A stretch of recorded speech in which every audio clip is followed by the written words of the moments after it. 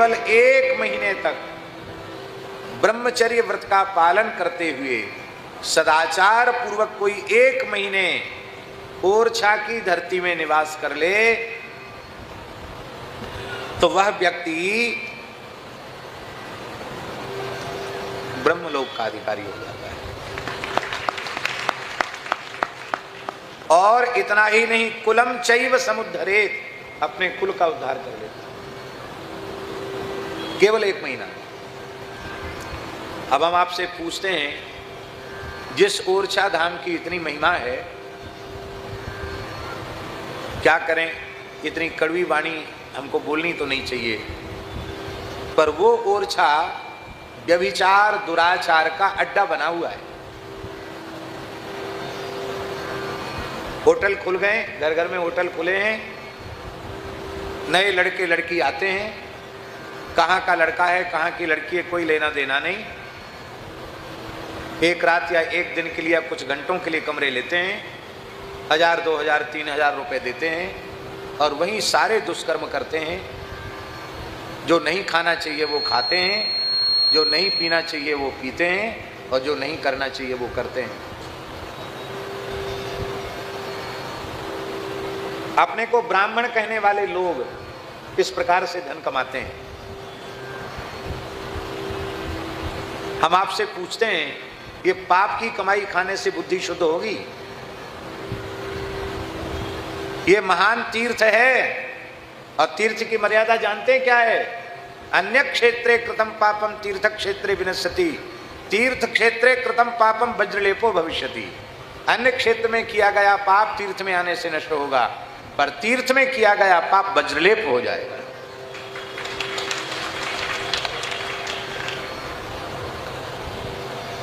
क्या करें? यही है दुष्परिणाम धर्म निरपेक्षता होते तो हमारे तीर्थों की ये दुर्दशा नहीं होती। हमारे उत्तर प्रदेश में योगी जी तो बहुत कुछ काम कर रहे हैं, तीर्थों में मद्य मांस का भी निषेध कर रहे हैं और जगह बहुत अच्छा काम उनके द्वारा हुआ है। पूरे देश में इस प्रकार के कार्य होने की आवश्यकता है। घर घर में विदेशी लोग रुक रहे हैं, 1-2 कमरे में अपना गुजारा, बाकी कमरा बना के होटल, और वो विदेशी काफी समय तक रुकते हैं, उनसे अच्छा पैसा मिलता है। उससे ओरछा के निवासियों के संस्कार बहुत तेजी से दूषित हो रहे हैं, पर इसकी लोगों को परवाह नहीं है। हमसे लोग कहते हैं आप ये सब मत बोला करो, क्योंकि लोग आपके विरोधी हो जाते हैं। कि देश के स्वतंत्र होने के बाद से इतना समर्पित, इतना सक्रिय, इतना अद्भुत राष्ट्रभक्त प्रधानमंत्री इस देश में पहली बार आया है। इस प्रकार की विचारधारा का प्रधानमंत्री यदि देश की स्वतंत्रता के बाद प्रथम प्रधानमंत्री होता और इस प्रकार का उत्तम शासन होता तो आज 70 वर्ष में विश्व की प्रथम महाशक्ति भारत होता। कोई अभी देखो कहाँ 40 में 45 में नंबर पे हम थे, नंबर ही नहीं था कोई, 6ठे नंबर पर आए, 6ठे नंबर से 5वें नंबर पर आए।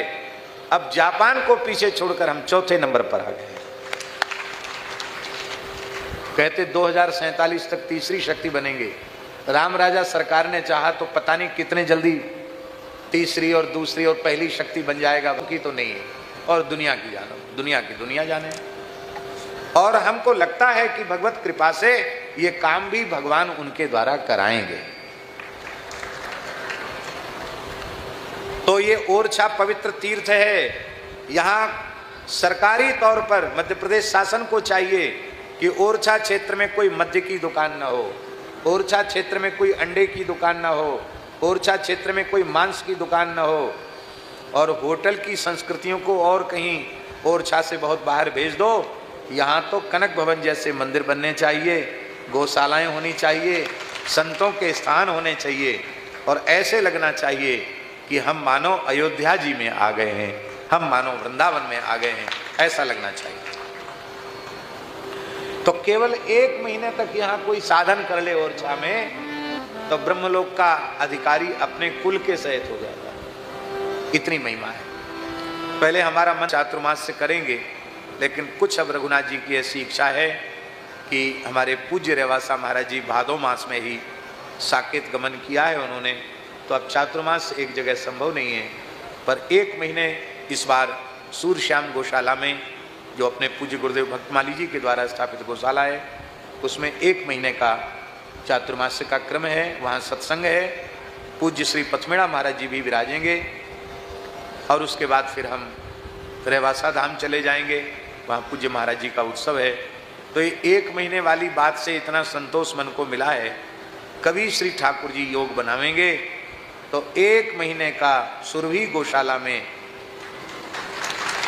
1 महीने का नियम पूर्वक हम निवास करेंगे ओरछा धाम में, और उसमें खूब पंचदेवार्चन भी होगा, अनुष्ठान भी होंगे, नित्य सत्संग भी होगा। और बस बात यह है कि सब लोगों को मिल करके ऐसी तैयारी करनी पड़ेगी कि जिसमें कम से कम 100 किलोमीटर क्षेत्र का, 100-125 किलोमीटर क्षेत्र के बुद्धियों को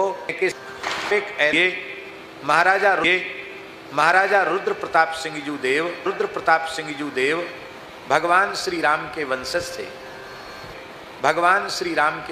थे, और वे काशी के राजा थे। कहाँ के थे? काशी नरेश थे। काशी से चलकर वो आए थे विंध्याचल, विंध्याचल से चलकर आए जिन्होंने ओरछा बसाया। उनका नाम था क्या? महाराजा रुद्र प्रताप सिंह जू देव।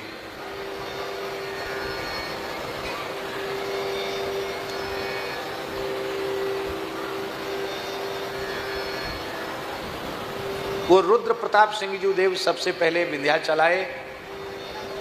विंध्याचल में उस समय मुगलों का अत्याचार बढ़ा था काशी में, और काशी ज्ञान का, विद्या का, सनातन धर्म का केंद्र है, इसलिए उसे नष्ट भ्रष्ट करना चाहते थे मुगल, और उन्होंने बहुत संघर्ष किया महाराजा रुद्र प्रताप सिंह जू देव ने। अंत में उनकी भगवती कुलदेवी गृद्धवाहिनी ने उनसे कहा कि समय थोड़ा अनुकूल नहीं है, अभी तुम चले जाओ यहाँ से। तब ब्राह्मणों को अपना राज्य संभला करके महाराज रुद्र प्रताप सिंह जू चले गए, और वो विंध्याचल आए। विंध्याचल में उन्होंने कठोर उपासना भगवती की, पर भगवती ने उन्हें प्रत्यक्ष दर्शन नहीं दिया। काली खोह में उन्होंने साधना की थी। अंत में उन्होंने निश्चय किया कि जब भगवती मेरे ऊपर प्रसन्न होकर दर्शन ही नहीं दे रही है, तो अपना मस्तक ही भगवती के चरणों में अर्पित करके जीवन को विराम कर देना चाहिए। और म्यान से तलवार खींचकर अपने कंठ पर प्रहार करने के लिए जैसे ही वार किया, उसी समय भगवती ने साक्षात प्रकट होकर आपका हाथ पकड़ लिया।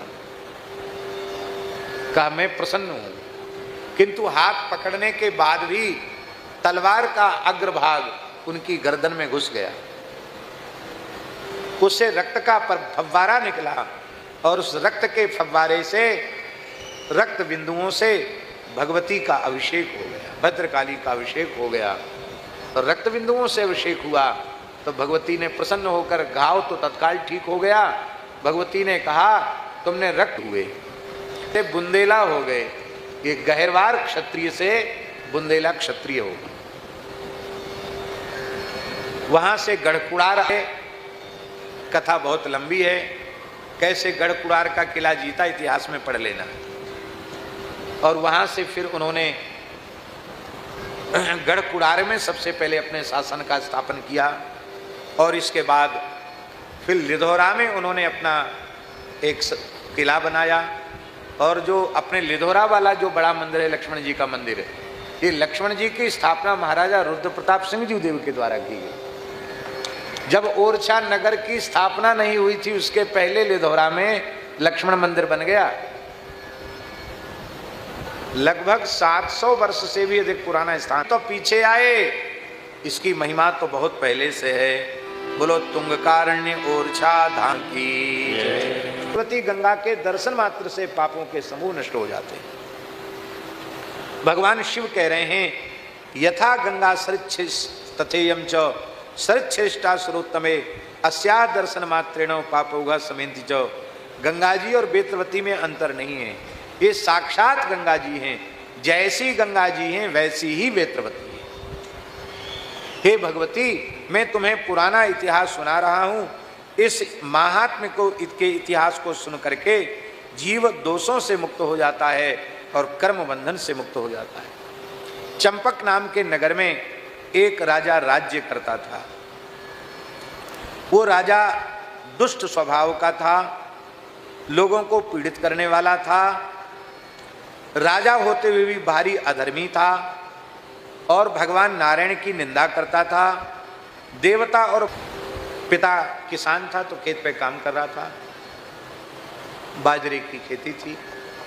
माँ ने अपनी विधवा बेटी को रोटी महेरी, छाछ महेरी वगैरह लेकर के, भोजन लेकर के और खेत पर भेजा।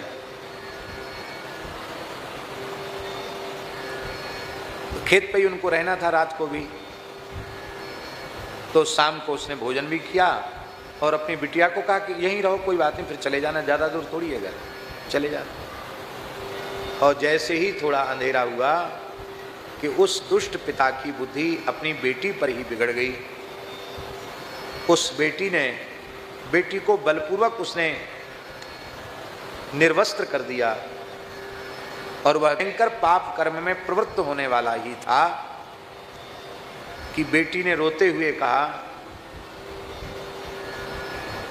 कि पिताजी लाइट तो बंद कर दो। क्या था? लाइट तो बंद कर दो। खेत में कमरा वमरा बना लेते हैं ना, तो लाइट में आप सब जानते हो प्लास्टिक का बोर्ड होता है, प्लास्टिक के खटका होते हैं। ये घटना बहुत पुरानी नहीं है, 15 साल पुरानी घटना होगी, मुश्किल से 10-15 साल पुरानी घटना।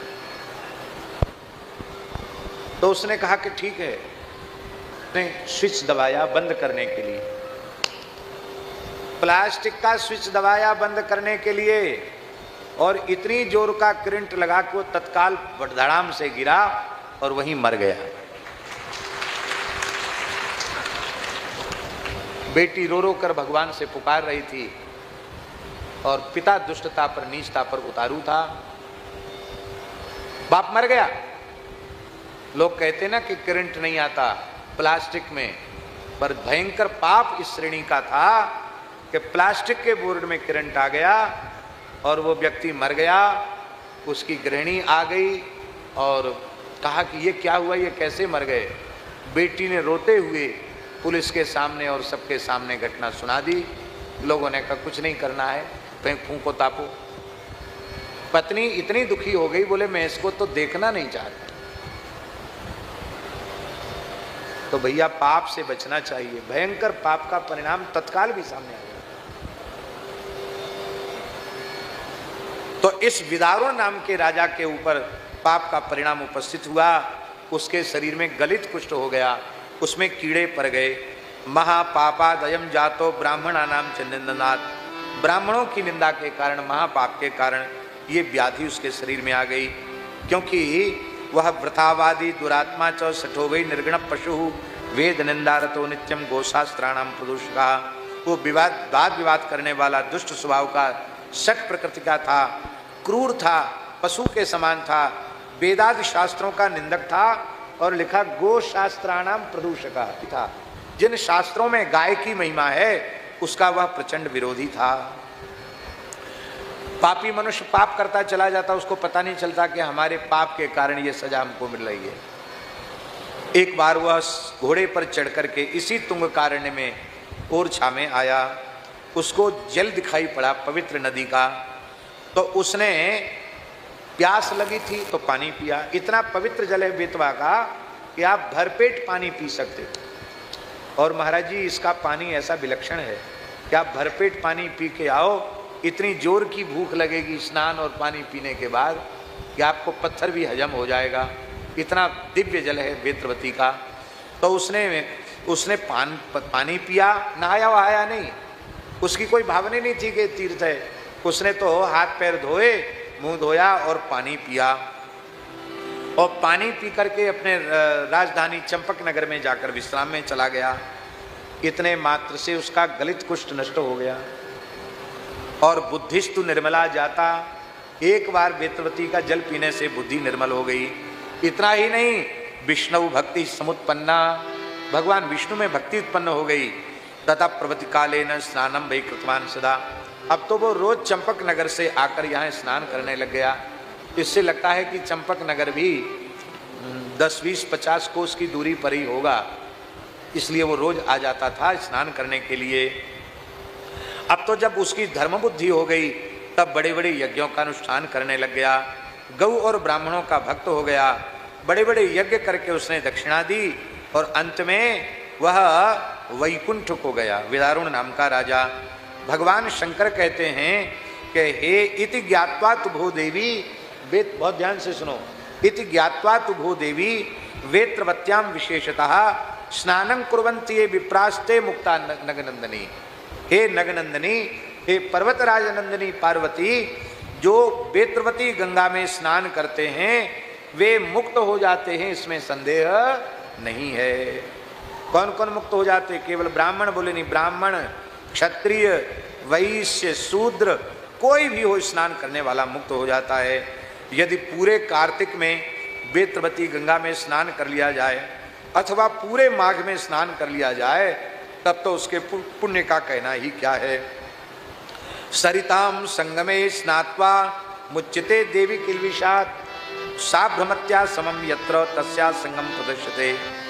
जिस स्थान पर वेत्रवती का साभ्रमती नदी से संगम हुआ है, उस पर स्नान करने से ब्रह्मचारी को भी मुक्ति मिल जाती है। इस साभ्रमती को ही, जिसे आजकल हम लोग जामुनी नदी कहते हैं, इसी को पद्म पुराण में साभ्रमती कहा गया। यहाँ तुलसी घाट के पास बेतवा और जामुनी का संगम है। यहाँ के स्नान की महिमा है कि वो संपूर्ण पापों से मुक्त हो जाता है। तत्र स्नात्वा विशेषेण मुच्यते ब्रह्म सदा, उसमें स्नान करके ब्रह्मचारा भी मुक्त हो जाता है। और कहते हैं यहाँ ब्रह्मा जी ने वेत्रवती में स्नान करके आकाश में अनेक स्वर्गों का निर्माण किया था, ये भी लिखा हुआ शंकर जी कह रहे हैं। ब्रह्मा जी ने बहुत से योगों का निर्माण किया था, उन योगों में स्नान करके सात्विक आहार ग्रहण करते उनका पुनर्जन्म नहीं होता। अब सुन लो, गंगा जी दो हैं कलयुग में, कौन कौन? सात द्वितीया स्मृता गंगा कलऊ देवी विशेषता। कलयुग में ये द्वितीय गंगा के नाम से प्रसिद्ध हैं। जो नर सुख चाहते हैं, धन चाहते हैं, स्वर्ग चाहते हैं, उनको वेत्रवती गंगा में श्रद्धा पूर्वक स्नान करना चाहिए। इस लोक में सुख होकर फिर सनातन विष्णु लोक को प्राप्त करते हैं। पर बेतवा में बासे शरीर से स्नान नहीं करना चाहिए। पहले डोल डाल जाओ, कुल्ला दातुन करके बढ़िया से नहा लो, पवित्र वस्त्र धारण करो, फिर स्नान करने जाओ। हम रोज ऐसे ही जाते हैं, हाँ, पहले बढ़िया से स्नान वगैरह सब काम करके तब जाते हैं, फिर पवित्र होकर के तब गंगा जी में फिर वहीं खूब स्नान करते हैं। क्या करें, ये सब आना पड़ता है, नहीं तो मन तो करता है। अब तो भगवान ने यहीं बुला लिया ना, सामने ही गंगा जी हो गई। अभी तो थोड़ा दूर जाना पड़ता था, और पास आ गई गंगा जी। तो महाराज जी बड़ी महिमा है इसकी। सूर्यवंशी राजा, चंद्रवंशी राजा वेत्रवती में स्नान करके भगवत धाम के अधिकारी हो गए। ये दर्शन से दुख को नष्ट करती है वेत्रवती गंगा, स्पर्श से मन के पाप को नष्ट कर देती है, और स्नान करने से तो तन मन प्राण के संपूर्ण पापों का हरण कर लेती है। वो मुक्ति भागी न संशया। जो स्नान करता है और यहाँ वेत्रवती गंगा में जप करता है, एक माला गायत्री जप करो तो हजारों गायत्री जपने का पुण्य प्राप्त होता है। अनंत फलम अश्नुते। वेत्रवती के तट पर हवन करता है तो अनंत पुण्य, वेत्रवती के तट पर जप करता है तो अनंत पुण्य की प्राप्ति होती है। भगवान शंकर जब महात्मा बोलते हैं तो कंजूसी नहीं करते, खूब बढ़िया बोलते हैं। भगवान शंकर बोल रहे हैं, बोले वाराणसी तीर्थ में जाओ, भक्ति पूर्वक गंगा स्नान करो, चांद्रायण व्रत करो, वो पुण्य जो वहाँ होगा वह पुण्य वेत्रवती के स्नान मात्र से प्राप्त हो जाता है। चांद्रायण व्रत करने का, काशीवास का पुण्य वेत्रवती में स्नान करने से प्राप्त हो जाता है। अब और सुन लो, वेत्रवत्याम विशेषेण पंचत्वम यदि गच्छति सवै चतुर्भुजो भूत्वा याति विष्णु परम पदम। यदि वेत्रवती के तट पर किसी की सौभाग्य से मृत्यु हो जाए तो वो विष्णु लोक का अधिकारी हो जाता है। महाराज जी यहाँ तक लिखा हुआ है कि वेत्रवती की प्रत्येक शिला हरिहर के तुल्य है, प्रत्येक पाषाण भगवान शिव और शालिग्राम के तुल्य है, ऐसी महिमा लिखी है। महाराज जी भगवान शंकर कह रहे हैं पृथिव्याम यानि तीर्थानि ये देवा पितरस्तथा ते सर्वे च वसन्ति वेत्रवत्याम सुरेश्वरी। पृथ्वी के जितने तीर्थ हैं, जितने देवता हैं, पितर हैं, ये सब मेरे सहित वेत्रवती के जल में निवास करते हैं। किमन्यत बहुनोक्तेनो भूयो भूयो वरानने वेत्रवत्या समम तीर्थम पृथिव्याम न सनातनी। हे सनातनी भगवती पार्वती, मैं बहुत अधिक क्या कहूं, वेत्रवती गंगा के जैसा तीर्थ धरती पर दूसरा नहीं है। अहम विष्णु तथा ब्रह्मा देवाश्च परमर्षयः तिष्ठन्ति देवता सर्वे वेत्रवत्याम महेश्वरी। मैं महादेव, भगवान नारायण, ब्रह्मा जी, संपूर्ण देवता, संपूर्ण महर्षिगण वेत्रवती गंगा के जल में ही निवास करते हैं। इसलिए एक कालम द्विकालम वा त्रिकालम च विशेषतः स्नानं कुर्वन्ति ये तत्र ते वै मुक्ता न संशयः। जो एक समय स्नान करते हैं अथवा 2 समय स्नान करते हैं अथवा 3 बार वेत्रवती में स्नान करते हैं, वो निश्चित ही मुक्त हो जाते हैं। ये पद्म पुराण के वेत्रवती महात्म्य के 134वें अध्याय का सार है, जो मैंने आपको सुनाया। बोलो वेत्रवती गंगा की जय हो। समय तो गया, लेकिन हमने ओरछा के महात्म्य को भी सुनाया। कल तो ये बताया था कि अयोध्या है, वृंदावन है, और आज बताया कि इसकी महाभारत में भी महिमा है और वेत्रवती की भी महिमा है। ये महान तीर्थ है, इसलिए तीर्थ की मर्यादा से रहना। अब सही सही बताना, ओरछा में निवास करने वाले लोग अथवा जो आने वाले लोग कौन कौन नहाता है रोज बताओ। बेतवा में कौन कौन रोज नहाता है बताओ। कितने कम लोगों ने हाथ उठाया, कोई नहाता ही नहीं। अरे राम राम राम, कोई बात नहीं, कल गुरुदेव भगवान की मुख्य तिथि है, कल सब लोग नहा लेना, ठीक है। कल सभी लोग वेत्रवती गंगा में, पर जैसे हमने कहा वैसे स्नान करना। पहले डोल डाल वगैरह होकर बढ़िया से स्नान करके पवित्र वस्त्र पहन के जाना, फिर वेत्रवती को साष्टांग प्रणाम करना, फिर पहले तीर्थ का जल मस्तक पर लगाना चाहिए। मन ही मन प्रार्थना करनी चाहिए कि हम पैर रखेंगे उस अपराध को क्षमा करें। तीर्थ में जाकर खेलना कूदना नहीं चाहिए कि हल्ला मचा रहे हैं, गुल्ला मचा रहे हैं, ऊपर से कूद रहे हैं, और यहाँ तो पत्थर हैं, कूदने में कभी भी दुर्घटना हो सकती है। इसलिए तीर्थ की मर्यादा में रहकर तीर्थ स्नान करना चाहिए। श्री वेत्रवती गंगा की जय। अब हम चरित्र आरंभ कर आज हो गए। इसी को संत कबीरदास जी ने कहा, माताजी पाणे भली कथा कहे जाने। क्या? पाणे भली कथा कहे जाने, औरन को परमार्थ उपदेशें, औरन को परमार्थ देवें, आप स्वार्थ लपटाने। पाणे भली कथा, दूसरों को ज्ञान वैराग्य का इसलिए उपदेश देते कि सब संसार मिथ्या, सब हमें दे जाओ, सब झूठा है, क्या करोगे तुम, हमको दो। हाँ, हमको दो।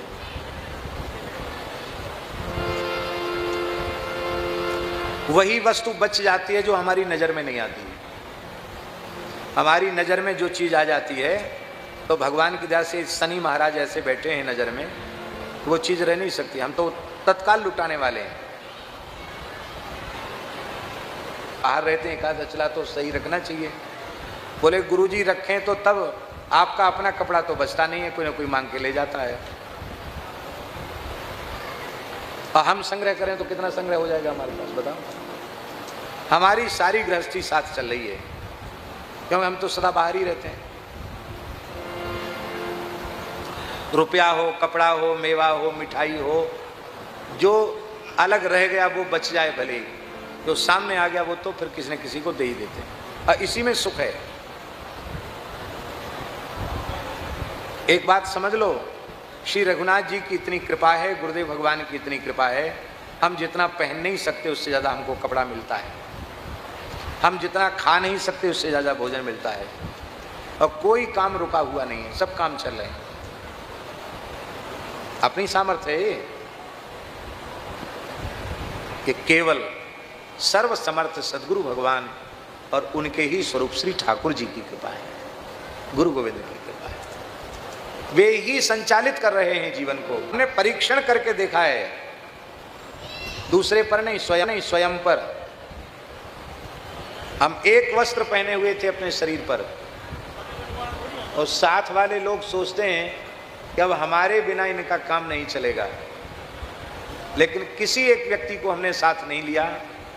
भयंकर गर्मी का समय था, जून का महीना था, न जूता, न चप्पल, न 1 रुपया, न दूसरी लंगोटी, न दूसरा गमछा, एक तौलिया कमर में लपेटे जैसे थे वैसे ही हम सब छोड़ के चल पड़े वृंदावन से। सनक है, मन की सनक हो गई, तब एकदम पागल होकर के अवधूत होकर भजन करेंगे। और हम पैदल पैदल जा रहे थे। आप विचार कर सकते हैं कि दिन में 10-11 बजे सड़क कितनी गर्म होती है जून के महीना में, और बिना जूता चप्पल के आराम से चल। क्यों? अब हमें पता लग गया चप्पल तो है नहीं, तो दौड़ेंगे कितना, पैर जले तो जले, आराम से उसी को ठंडी सड़क मान के चल रहे थे। तब तक एक सज्जन मिल गए हमको, उन्होंने गाड़ी खड़ी की, प्रणाम किया। बोले आप ऐसे उघारे पुघारे, शरीर पर कपड़ा नहीं, कहाँ जा रहे हैं? वो भक्त थे बेचारे, प्रेमी, राजस्थान के थे, खंडेला के, दिल्ली रहते थे, खंडेला के दिल्ली रहते। तो महाराज जी आप कहाँ जा रहे हैं? अब हम उनको क्या बोलते हैं, हम कहीं तो जा रहे हैं, हम थोड़ी फकीरी का रंग ज़्यादा तेज हो गया है, जा रहे हैं। उनसे कुछ नहीं कहा मैंने, तो अब हम एकाएक मुंह से क्या बोले? तो हमने उनको कहा हम बनारस जा रहे हैं। क्या कहा हमने?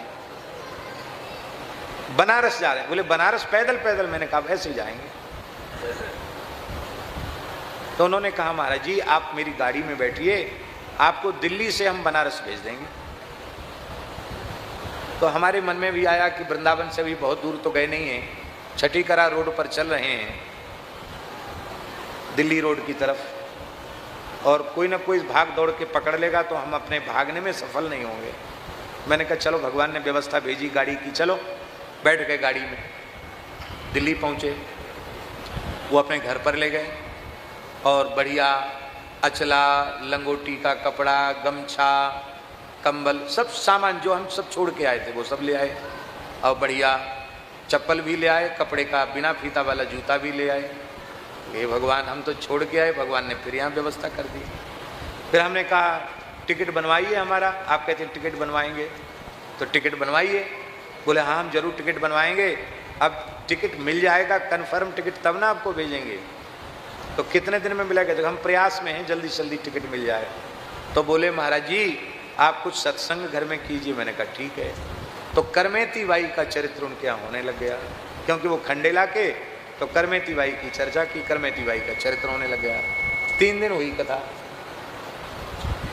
हम उनको रोज कहें कि तुमने अच्छा हमको अटका लिया, हम तो बनारस जाने वाले थे और आपने हमको यहाँ अटका लिया, टिकट भी नहीं दे रहे हो। बोले ले महाराज टिकट। टिकट उन्होंने दिया, वो हवाई जहाज का टिकट था। बोले आपको शंकर जी के पास तो जाना है ना, विश्वनाथ नहीं तो अमरनाथ चलो। तो दिल्ली से श्रीनगर का हवाई जहाज का टिकट था। अरे मैंने कहा हमको अमरनाथ नहीं जाना। अरे बोले महाराज जी आपके नाम से 120 लोग तैयार हो गए अमरनाथ जाने के लिए,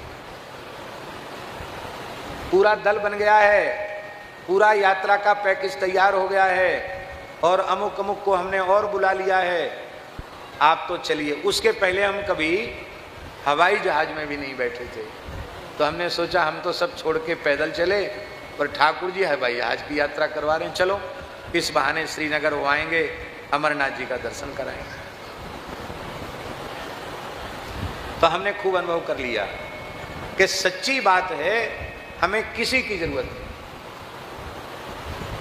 न किसी भक्त की, न किसी शिष्य की, न किसी चेले की, न किसी सेवक की, किसी की जरूरत नहीं। क्यों?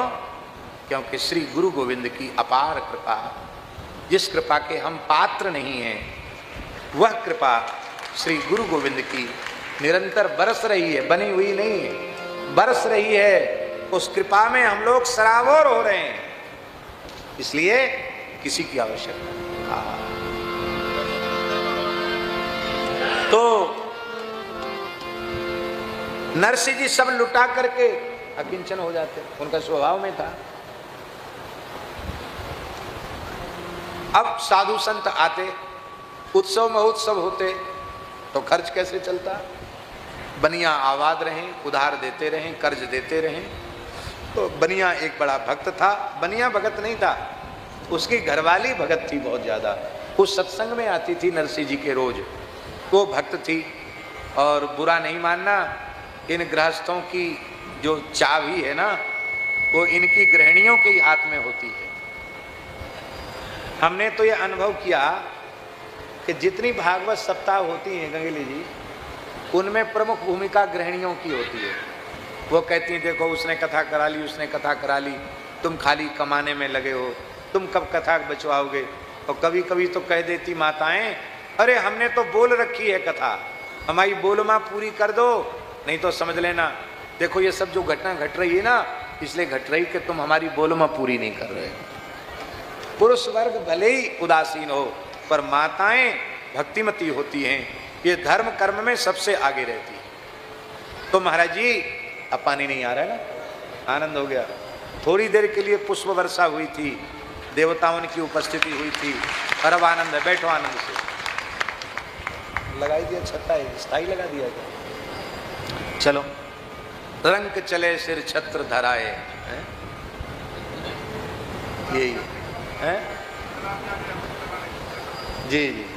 श्री वृंदावन बिहारी लाल की जय। तो नरसिंह जी वहां से उधार ले आते थे, सीधा ले आते, सामान ले आते, और जैसे उनके पास आकाश वृत्ति से आ जाता कुछ, क्योंकि भक्त लोग कुछ भेंट तो करते ही हैं, तो आ जाता तो बनिया को वो दे देते थे। बस हमारे सांचे रिश्तेदार साधु संत भूखे न रह जाएं। तो दुर्जनों ने क्या किया कि षड्यंत्र करवाया।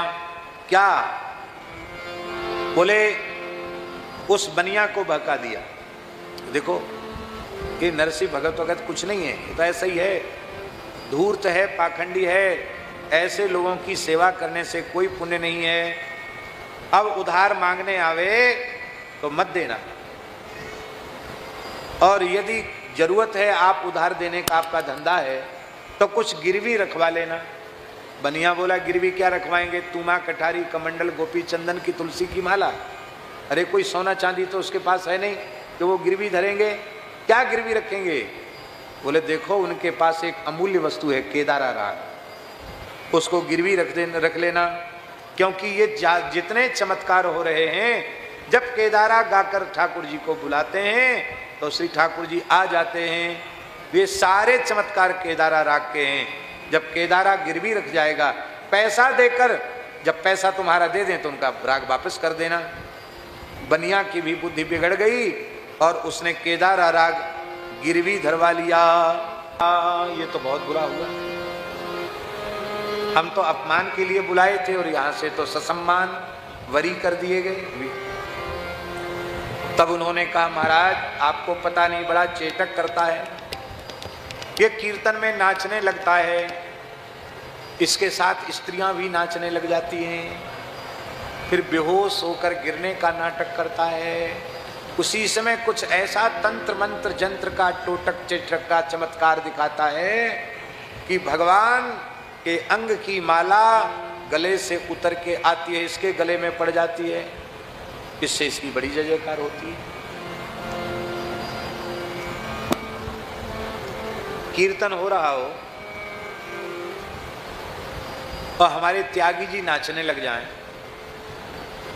नाचते नहीं है, कभी कभार अकेले में नाचते हो तो पता नहीं। कुछ काम ऐसे हैं जो हर मनुष्य करता है पर झूठ बोलता कि हम नहीं करते। एक वो कहता है कि हमको गाना नहीं आता है, महाबेसुरे भी बाथरूम में गाने लग जाते हैं। 24 घंटे में न कोई ऐसी लहर आती कि हर आदमी कुछ न कुछ गाता है। लोग कहते हैं ठंडे ठंडे पानी से नहाना चाहिए, गाना आए या ना आए गाना गाना चाहिए। गाना चाहिए ना, लोग गाते हैं और लोग कहते हैं हमको बजाना नहीं आता है। कभी पेट बजाएंगे, कभी टेबल बजाने लग जाएंगे, कभी कोई लोटाई थाली बजाने लग जाएंगे। हमारे श्री मदन बाबा चले गए, उनको तो किसी बाजे की जरूरत ही नहीं थी, लठिया ही अपनी बजाने लग जाते थे। बहुत अच्छे संत थे बाबा मदन बाबा। तो बजाना भी सबको आता है। और नाचत सब कोई अहे, काई पे यह बनी आवे। नाचते भी सब हैं, कभी न कभी सब थिरकते हैं, पर कोई सब ठाकुर जी के सामने थिरकता है तो कोई एकांत में नाचता है। और बुरा नहीं मानना, कितने सिर फिरे लोग, दुल्हा तो कोई बना हुआ है, उससे कोई लेना देना नहीं, उसके सामने नाचते हैं। अरे अभागो, भगवान के सामने नाचो तो 84 में नाचना बंद हो जाए, पर दुल्हा के सामने नाचते हैं। क्या मिलेगा दुल्हा के सामने? हम तुम्हारे ब्याह में नचे थे, तो तुम्हारे ब्याह में नचे थे तो तुम्हें बैकुंठ में लगाओ कि हमें बैकुंठ में लगाओ? किया में लगाओ बैकुंठ, कौए नहीं मिलो। इसलिए भैया ये शिकायत, अब हम उदाहरण दे रहे हैं, त्यागी जी नाचने लग जाएं भगवान के प्रेम में विभोर होके, और इनके साथ तमाम स्त्री पुरुष नाचने लग जाएं, तो क्या यह प्रमाणित हो जाएगा कि त्यागी जी स्त्री पुरुषों को नचा रहे हैं या उनके साथ नाच रहे हैं? इसी को कहते तिल का ताड़ बना के प्रस्तुत करना। शिकायत तो शिकायत होती, चुगली झूठी। और तो महाराज ये चेटक वहां तो इसका चलता है, आपके दरबार में जब ये चेटक नहीं चलेगा तब इसकी पोल पट्टी खुलेगी। ये चेटक नाटक दिखा करके लोगों को ठगना, भोले भाले लोगों को ठगना अच्छी बात नहीं है। आज भरे दरबार में ठाकुर जी को, महल के ठाकुर जी को माला पहनाई जाएगी। आप गाओ, यदि भगवान ने आज हमारे सामने माला पहना दी तब तो आपकी जीत हो गई, आपके विरोधियों को भगा दिया जाएगा, उनकी बात नहीं सुनी जाएगी, और नहीं तो तुम्हारी गर्दन उतार लूंगा मैं, समझ लेना, सिर उतारवा दूंगा। अब नरसिंह जी केदारा राग तो गिरवी रख चुके हैं, अब ये केदारा राग तो गा नहीं सकते। ठाकुर जी को कोई केदारा से कोई गठबंधन थोड़ी हो गया ठाकुर जी का कि केदारा नहीं गाएगा उसके सामने ठाकुर जी नहीं आएंगे। पर ये तो नटवर गिरधर की लीला है, अपने भक्त के साथ ठाकुर जी खेलते हैं, ये ठाकुर जी की लीला है। अब ठाकुर जी ने क्या किया, उस धरणीधर वैश्य की जो घरवाली थी वो नरसिंह जी के कीर्तन में जाती थी, कथा में सत्संग में जाती थी। वो एक दिन बोली नरसिंह जी से कि हे भक्तराज, आपको तो बार बार ठाकुर जी की झलक मिल जाती है, इस दीनहीन दासी को कब ठाकुर जी की झलक मिलेगी, उनका दर्शन कराओ। नरसिंह जी को कहना यह चाहिए था कि तजो मन हरि विमुखन को संग, जिनके संग कुमति मति उपजे परत भजन में भंग। तेरा पति विमुख है और तू विमुख का संग करती है तो कहां से भगवान मिलेंगे? पर ये नहीं कहा उन्होंने कहा कोई बात नहीं, सत्संग व्यर्थ नहीं जाता है, कभी न कभी भगवान तुझे दर्शन जरूर देंगे। तो भक्त वाणी ही सो प्यार है। ठाकुर जी को भक्ति, ठाकुर जी ताक में थे कि भाई नरसिंह जी ने कहा कि दर्शन 6 दोष विष्णु भगवान में आ जाएं तो चक्रपाणी बहुत कड़वी थे भक्तमाली जी कि भगवान ने कटु सत्य कहने का ठेकेदार तुमको बना दिया है क्या? अरे कड़वी बात भी मीठी बनाकर बोलो तो अच्छी बात है। निष्ठुर भाषिणंच और सूर्योदय चास्तमिते शयानम, जो सूर्योदय के समय और सूर्यास्त के समय सोते हैं उनको लक्ष्मी जी छोड़कर चली जाती हैं। तो आप लोग कहेंगे बनिया तो सेठ था, उसको लक्ष्मी जी छोड़ के कहां गई? लक्ष्मी माने केवल रुपया कौड़ी नहीं होता है, आपके पास जीवन में समृद्धि के साथ यदि सात्विक वृत्ति है, आपकी बुद्धि सात्विक है तो आपकी समृद्धि काम की है, और यदि आपकी बुद्धि सात्विक नहीं है तो आपकी समृद्धि किस काम की है? आपकी समृद्धि किसी काम की नहीं। इसलिए लक्ष्मीवान वही है जिसके पास लक्ष्मी दैवी संपदा से युक्त लक्ष्मी हो, आसुरी संपदा नहीं, दैवी संपदा। आसुरी प्रवृत्ति के लोगों के पास भी धन कम होता है क्या? ये शराब का काम, मांस का काम करने वाले सबसे ज्यादा अमीर हैं। सबसे ज्यादा अमीर हैं। एक भारतवर्ष के प्रथम श्रेणी का, इंडिया लेवल का प्रथम श्रेणी का एक आयकर विभाग के अधिकारी हमारे पास आए थे, महिला थी वो अधिकारी। कसाईयों के पास इतना दिन है, मांस का मीट का काम करने वालों के पास, कि ये इतना बड़ा माफिया है कि अंतरराष्ट्रीय गिरोह है। और बोले ये इतने दुष्ट हैं कि इनके ऊपर कभी कोई छापा आपा कुछ पड़े, इनके ऊपर छापे भी नहीं पड़ते, क्योंकि ये हीरे जवाहरात और सोने की तिजोरियां खोल देते हैं अधिकारियों के सामने कि जितना चाहो लाद के जितना ले जा सको ले जाओ, पर हमको छोड़ दो। तो आप लोग तो क्या करोगे? आप लोग कुछ नहीं कर सकते, गाय की बात कर सकते। इन मांस के व्यापारियों पर धन ज्यादा है, पर वो धन किस काम का है? जो धर्म प्राण देश में गोवध जैसे महापाप को करके कमाया गया धन किस काम का है? इसलिए लक्ष्मीवान वही है जो दैवी संपत्ति से युक्त हो। गीता जी में कहा दैवी संपत्ति विमोक्षाय निबंधाया आसुरी मता। दैवी संपत्ति मोक्ष का साधन है और आसुरी संपत्ति बंधन का कारण है। तो ये बनिया तो सो रहा था और ठाकुर जी रात्रि को 2-2:30 बजे ही पहुंच गए। 2-2:30 बजे तो सब सोने के समय। आवाज लगाई, शेठ जी तो सो रहे थे, तान दुपट्टा। सिठानी आई, दरवाजा खोला, अरे ये तो मेरे गुरुजी की आवाज है, नरसिंह जी की आवाज है। उसने बिठाया, कुछ जल भी पिलाया, कुछ प्रसाद भी दिया। बोले इतनी रात? बोले नहीं गुरुजी, जीवन में पहली बार तो आप घर में घुसे हो, गद्दी पर सेठ जी से मिलके आप चले जाते थे, कभी आए नहीं, कुछ ना कुछ तो गंगा जल ही पी लो।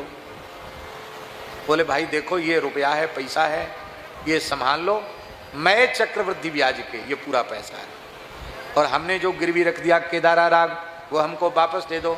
लिखा पढ़ी में रख दिया हस्ताक्षर करके। तो अब लेन देन का काम तो सेठ जी का है। तो सिठानी ने उसको हिला डुला के जगाया, अरे नरसिंह जी आए हैं। अरे बोले कल देंगे। बोले कल नहीं, अभी केदारा राग गिरवी वापस करना, पूरा पैसा लाए हैं। बोले इतना पैसा लिया था, उसका मैं ब्याज इतना हुआ। बोले तो इससे ज्यादा लाए हैं। बोले गिनती करके ले लो, और अमुक जगह उनकी पर्ची रखी है केदारा राग गिरवी की, वापसी करके दे दो। अरे मिल तो लो। बोले नहीं नहीं हम सो रहे हैं, अभी नहीं मिल सकते किसी से। उस अभागे के भाग्य में दर्शन नहीं था, उसको नहीं हुआ, और इस सेठानी को दर्शन हो गया। और इधर आप रो रहे थे नरसिंह जी, रात्रि के 3 बज रहे थे। उसी समय एक पर्ची भगवान के हाथ की लिखी हुई नरसिंह जी की गोद में आकर के गिरी। भगवान ने कहा नरसिंह जी मैंने पैसा चुकाकर गिरवी रखे हुए केदारा राग को वापस ले आए हैं, अब आप प्रेम से गाइए और सब दुष्टों की बोलती बंद होगी, दूसरे ही क्षण में राजा तुम्हारा चेला बनेगा। बोलो भक्तवत्सल भगवान की जय जयकार। भाव भक्ति को प्रचार भयो, दुष्ट गए हार मंडलीक बलिहार जू, रचित अपार कौन पावे पारावार जो पे, राखे उर्धार सोन बूढ़े भवधार जू। रोज तो हार टूट के गिरता था, खसी माल मूर्त मुस्कानी, और आज भगवान अर्चावतार खुद चल कर आए। अभी भी किले में वो ठाकुर जी हैं जो चल के आए। ठाकुर जी चलकर आए और सबके नेत्रों के सामने तेज चकाचौंध हो गई, खूब चमक। बैठ जाओ। तेज चकाचौंध नेत्रों के सामने हुई, लोग देख नहीं पाए। ठाकुर जी को भला कौन देखे हैं? करोड़ों करोड़ों सूर्य के समान कांति कौन देखेगा उनको? और भगवान ने अपने गले की माला नरसिंह जी के गले में डाल दी और अपने दोनों करकमल नरसिंह जी के सिर पे रख दिए। आकाश से पुष्पों की वर्षा होने लगी। बोलो भक्तवत्सल भगवान की जय। भक्तराज श्री नरसिंह मेहता की जय। भक्तराज श्री नरसिंह मेहता की जय। जय जय श्री राधे। श्री नरसिंह मेहता जी की जय जयकार हो गई। दुष्ट भागे वहां से। दुष्ट क्यों भागे? दुष्ट इसलिए भागे कि उनको लगा कि पहले तो था कि तुम्हारी इनकी गर्दन उतरेगी, अब कहीं राजा के माथा ठनक न जाए, वो कहे कि जो चुगलखोर हैं सबकी गर्दन कटेगी। वो सब महाराज भगे वहां से। और राजा मंडलिक आया और अपना मुकुट उतार कर नरसिंह जी के चरणों में रख दिया।